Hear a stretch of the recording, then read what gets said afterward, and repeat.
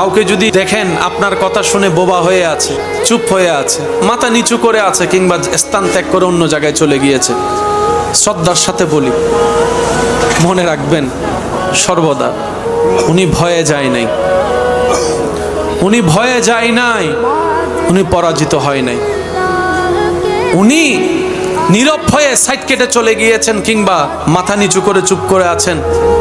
উনি চাচ্ছেন আপনি মনে কষ্ট পান। না হয় জবান ওনারও আছে, মুখ ওনারও আছে, যে কথা যে লেভেল আপনি বলেছেন সেই শব্দের ডিকশনারি হয়তো আপনার চাইতো ভারী ওনারও আছে, কিন্তু উনি চাচ্ছে না ওনার মুখের সে আঘাতটা আপনার হৃদয়কে ক্ষত বিক্ষত করুক, সবার সামনে আপনার ইজ্জত কমে যাক, আপনি অপমানিত হন। চাচ্ছে না বলেই চুপ করে আছে, উনি চাচ্ছে না বলেই নীরব হয়ে আছে। আর এইদিকে উনি ধৈর্য ধরে নীরব হয়ে আছে, ওদিকে ওনার পক্ষ থেকে আল্লাহ ফেরেশতা দিয়ে উত্তর দেওয়াবেন। সুবহানাল্লাহ। মনে রাখবেন প্রিয় ভাই, মুমিন বান্দার ডিকশনারিতে লস বলতে কোনো শব্দই নেই।